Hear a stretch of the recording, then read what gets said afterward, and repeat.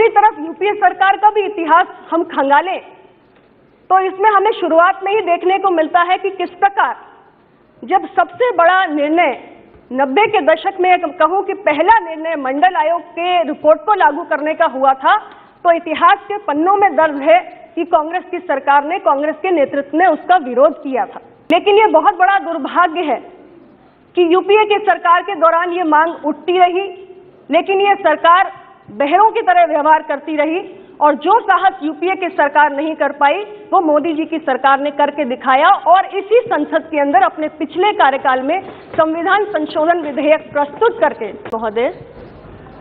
मैं अपनी पार्टी, अपना दल की ओर से सरकार द्वारा पेश किए गए 127वें संविधान संशोधन विधेयक का समर्थन करती हूँ।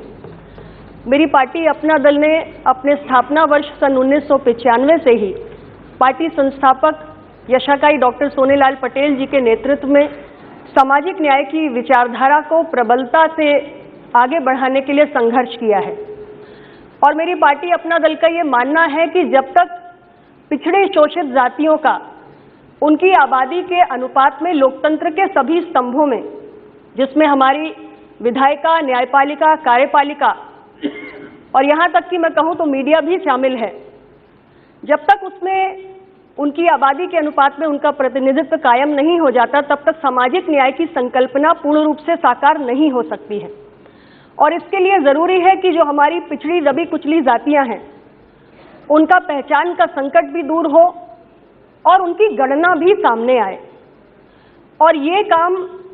राज्य सरकारों से बेहतर कौन कर सकता है। हमारे देश के कोने कोने में ऐसे तमाम जातियां हैं जो संघर्ष करती आई हैं, जो कई बार आंदोलनरत रहती हैं कि उन्हें पिछड़ी जाति का दर्जा दिया जाए। किंतु इस प्रकरण में सुप्रीम कोर्ट के निर्णय से हमारी राज्य सरकारों के हाथ बंधे हुए थे। भारत की सरकार ने संविधान संशोधन विधेयक को लाकर आज राज्य सरकारों को उस बंधन से मुक्त किया है और संघीय ढांचे को सुदृढ़ करने की दृष्टि से राज्य सरकारों को यह अधिकार दिया है कि अपने राज्य में निवास करने वाली ऐसी पिछड़ी जातियों की पहचान कर सकें। और इससे हमारे ऐसे तमाम पिछड़ी जातियां जो अभी तक, जिनको संवैधानिक संरक्षण मिलना चाहिए था और पिछड़ों के कल्याण के लिए चलाई जाने वाली तमाम ऐसी योजनाओं का लाभ मिलना चाहिए था जो नहीं मिल पा रहा था, उनकी पहचान करने का अधिकार भी राज्य सरकारों को मिलेगा और ऐसी तमाम पिछड़ी जातियों के साथ न्याय भी होगा। अध्यक्ष महोदय, मैं कहना चाहती हूं कि यदि तमाम सरकारों के कार्यकाल का तुलनात्मक अध्ययन किया जाए तो मोदी सरकार ने निरंतर पिछड़ा वर्ग के हित में किए गए अपने निर्णयों से पिछड़ा वर्ग के कल्याण के प्रति अपने संकल्पबद्धता को बार बार साबित किया है। इसी सदन के अंदर वर्षों तक ये मांग उठती रही कि राष्ट्रीय पिछड़ा वर्ग आयोग को संवैधानिक दर्जा प्रदान किया जाए। लेकिन ये बहुत बड़ा दुर्भाग्य है कि यूपीए की सरकार के दौरान ये मांग उठती रही,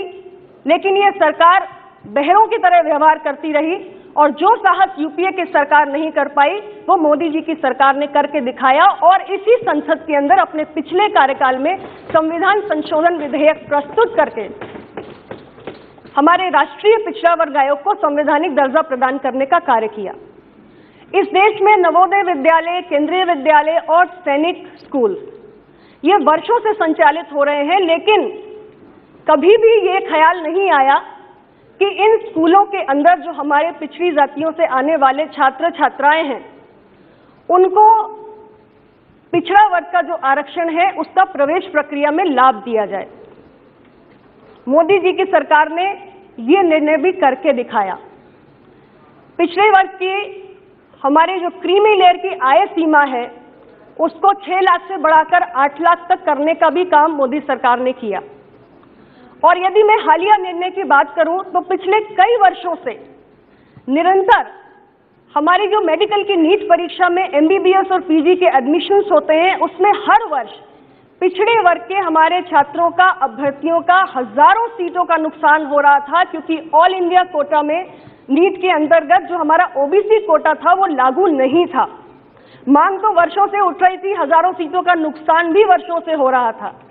लेकिन अगर इसके प्रति किसी ने संवेदनशीलता दिखाई है तो माननीय प्रधानमंत्री श्री मोदी जी की सरकार ने दिखाई है और all India OBC quota NEET प्रवेश परीक्षा के अंतर्गत लागू करने का निर्णय भी किया है। लेकिन दूसरी तरफ यूपीए सरकार का भी इतिहास हम खंगालें